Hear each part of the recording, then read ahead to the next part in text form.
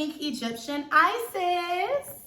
On this channel, we talk about a variety of different topics. Sometimes you guys pick the topic, sometimes I do, and then I give my perception on it.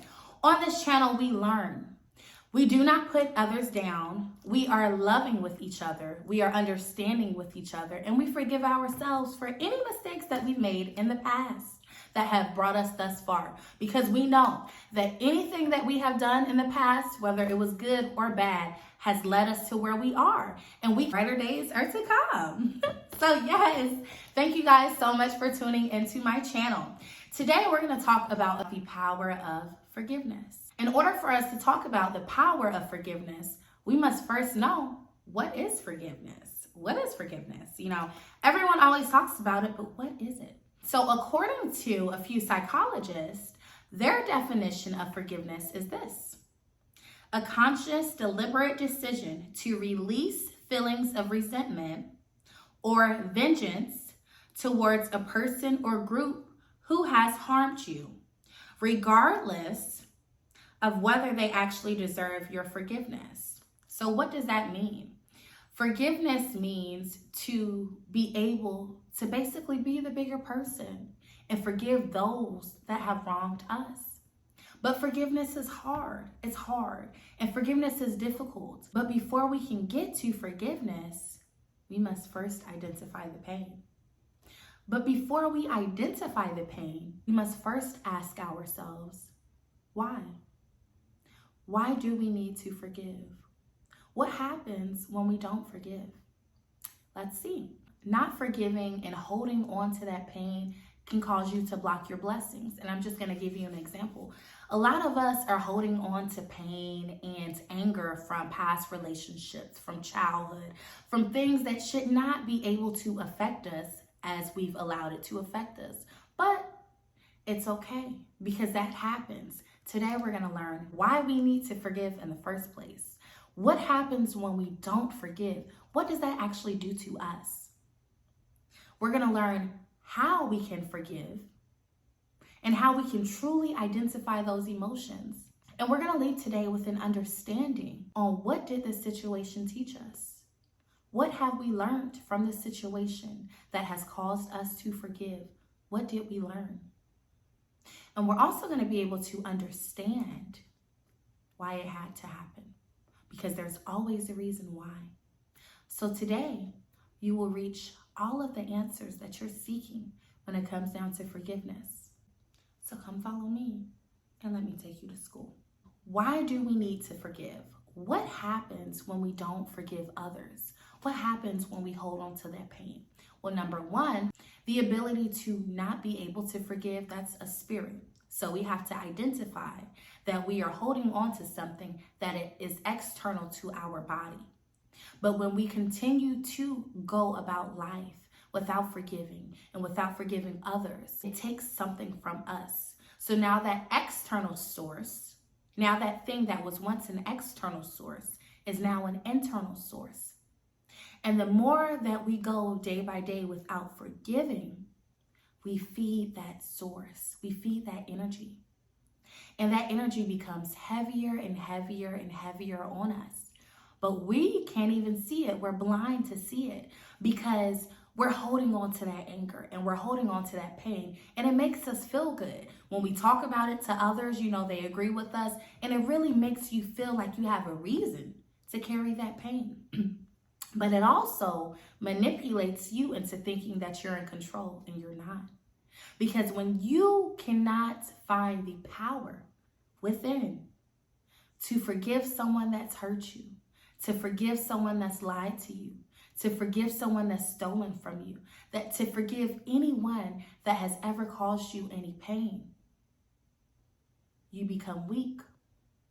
And every day that you go holding on to this pain, holding on to this resentment, holding on to this anger, you become weaker and weaker and weaker and weaker. Your connection with God becomes weaker because you can't have a connection. You can't have a pure, full connection with God if you still have resentment. There's no way. There's no way that you can listen to everything that God is telling you if you're still holding on to your pain. There's no way that you can do everything that he needs you to do if you're still holding on to your pain. There's no way that you can be what God needs you to be. What you know in your heart of hearts you are destined and designed to be. You cannot be that while you're still holding on to pain. Because get this, holding on to pain and holding on to resentment begins to cause you to have blurred lines. And when I say blurred lines in my definition is when you cannot see the truth. There is no way that you can see the truth when you have so much anger, so much hatred within. You can't see the truth. So now that situation that you have allowed to take your power is taking power in other areas of your life. So now you can't have simple conversations with people to agree to disagree. Now you're taking everything personal. Now you're not responding from what this individual, and now you're hurting people that didn't even hurt you to begin with. You see what I'm saying? Do you see where I'm going? Now you're not able to clearly dissect situations because you're still thinking in your past how this person hurt you. And in your mind, you feel like everyone has some type of way they're going to try to manipulate you, and that's not correct. Now you're pushing away people that God has sent to help you. Now you're pushing away love relationships that were sent to heal your heart. Now you're pushing away friends that truly care about you and have seen you go down the slope and want to help you up. Now you're pushing away family members that all they have ever wanted to do was love you. But you can't see the truth because you're blinded by your hate. You're blinded by your anger. You're blinded by your fear. You're blinded by all of that pain that's within you. And now that pain and that source and that spirit, remember I told you guys in the beginning, to not be able to forgive, that's the spirit. That's a spirit. Now that spirit has stopped from becoming an external source. That spirit is now internal to you. And now this spirit is changing your entire life. And you don't see it because you're so angry. And now every time you think back to the person and you're thinking back to the situations that you've gone through in the past that's hurt you, those situations where they've hurt you so bad to where you can't forgive them, you can't let it go, you're not in control of your life anymore. You're not in control of your life. And that person that you continue to keep thinking back is taking your power. Because every time you think of them in a negative way, every time your mind thinks of them and you feel that anger and you feel that hate, guess what? That person is energetically taking your peace. They're taking your peace. And a lot of us, we've been through some things in life. You know, some of y'all have been through some things in your life. You know, some of us have been on the receiving end of pain that we did not deserve. Some of us have been on the receiving end for a lot of BS that we did not deserve and we didn't ask for. And then a few years or a few months down the line, you look at the individual that hurt you. You look at the individual that you cannot forgive for the life of you. You can't forgive them. You can't be the bigger person. You can't be any of that. And then you look at them and you see how peaceful they've become. Now, watch it. They're not always peaceful because they found forgiveness. Sometimes they're peaceful because the whole time you were thinking back to that situation, getting angry, you were giving them your peace. They didn't take it from you. You gave them your peace. Because we all have choices. We all have choices in this lifetime. You have the choice to whether you can give your peace away. You have the choice on whether or not you want to allow your mind to continue to reflect on negativity of the past. Because if we can't live in the past, why do we continue to think about it? Why do we continue to think about those situations and the people that we allow to hurt us? Why? If it's in the past. The only thing that you should be thinking about when your mind goes to those situations is, what did this teach me? What have I learned? How can I forgive and move on? And how can I prevent myself from experiencing this again in the future? And if you want to take it up a notch, how can I teach others a way to avoid this? How can I help others get through this? That's what you do. There are a lot of broken people out here. There are a lot of broken adults, a lot of broken children. There are people out here who will go to their grave harboring pain and resentment for 50 and 60 and 70 years. And then you'll ask them, well, what was the issue with this person? What happened? I mean, y'all haven't spoken in X, Y, and Z. What was the issue? And they don't even remember. They don't remember. Because understand, when you allow the spirit of unforgiveness to take control of you, it doesn't just take control of you, it takes control of your mind and your whole life. But there's a way that we can stop this spirit of unforgiveness. There's a way that we can forgive ourselves. And there is a way that we can forgive those who hurt us and those situations that hurt us, no matter how bad it was. The second step involves you having an honest conversation with yourself. And that conversation should start with you asking yourself, how? Because I feel so much pain. I feel so much hurt. I feel so much anger on the inside. But how can I truly feel this and release this? How can I do that? And you can do this by, one, identifying your emotions. When you think of the person in the situation that upset you, that hurt you, that really made you angry, what do you feel? And the kicker is to sit and process those emotions. You automatically feel that spirit of rage, when you feel that spirit of anger, when you feel that spirit of resentment, sit with those feelings, sit with those emotions. And what do you feel? Feel angry because you felt taken advantage of. You feel resentment because you've been hurt multiple times by multiple people. And this person promised you that they would not hurt you. And although it took you a while to forgive those people in the past, you're struggling with forgiving this person because this person promised you they would never hurt you. Whatever the case is, you have to identify those emotions. And in order for you to do that correctly, you have to have an honest conversation with yourself. And identifying emotions does not mean that you put all the blame on the other person. Because also with identifying emotions, after you pinpoint exactly how you feel, you will then be able to move to the next step, where you look at the situation from every angle. And when I say from every angle, this is a bird's eye view. You should not be looking in the situation from your eyes, from your person's eyes. You should be able to see the full spectrum and everything that occurred. When you see the full spectrum, you will then be able to see why this happened, why this person did this, how you allowed them to do it, and why you needed this lesson. You see, a lot of us go through life holding on to so much pain, and we miss a lot of blessings because life is all about lessons. Sometimes in life you might get hurt. Sometimes in life you may experience pain. But the beauty of life is, as long as you have breath in your body, you have a second chance. And nothing happens to you in life without a purpose. There's a reason why. And once you identify the trigger for your unforgiveness, and once you see the entire situation from a bigger perspective, you are then able to understand why you experienced it, why this person put you through it, and what you learned from it.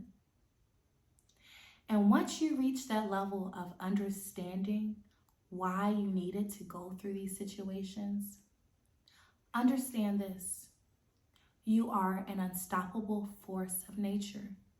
You are an unstoppable being. Once you realize this, it makes you become self-aware about every other aspect of your life. A lot of times we go through situations and we're good people, and we want to play the blame game because that's a lot easier than to accept accountability. But sometimes we have to also take accountability for our faults too. And forgiveness isn't always easy. And I'm sure we've all heard that saying, forgiveness isn't for the other person, it's for you. But it's true, I've seen some of the most beautiful, amazing people with the most purest hearts, whole life change and spiral downhill because they held on to pain and they decided that they made the choice to not forgive someone who hurt them. But I can tell you something else. The day that you make that chance, the day you make that decision to forgive, you take all your power and you bring it back to yourself. And that situation and that person that used to hold the power, they no longer have the power. You have your power. And I'll tell you something else. After you forgive, you become more protective over your energy and you don't let your power away easily. Your discernment strengthens and you're able to see the truth. You're able to see when people are trying to trigger you and trying to truly push your buttons to take you there. And you're able to walk away because you're better than that. And you're self-aware. And you know now that what others do and say have nothing to do with you. You could be the most beautifulest, perfect person if perfect existed, and someone would still have something negative to say about you. Does that have anything to do with you, or does it have to do with them? It has everything to do with them. And that's the power of forgiveness. It helps you see everything clearly. And sometimes it's hard for us to make these changes on our own. Sometimes it's hard to really dig deep within ourselves and find those emotions within. It's hard. But I have a trick for you. I know someone that you can tell your issues to. I know someone you can tell your secrets to. I know somebody that you can tell your problems to that will never tell a soul, but will help you in every area that you need help for if you ask. I know someone who believes in you even when you're at your lowest. I know someone who trusts you and trusts that you're going to make the best decisions even when you feel like you can't. And that person is God. If you are truly struggling with forgiveness, if you're truly struggling with pain and reoccurring thoughts and negative thoughts and experiences that you've gone through that were not the best and that you're not proud of, give it to God. But make sure before you give it to God that you're really ready to let it go.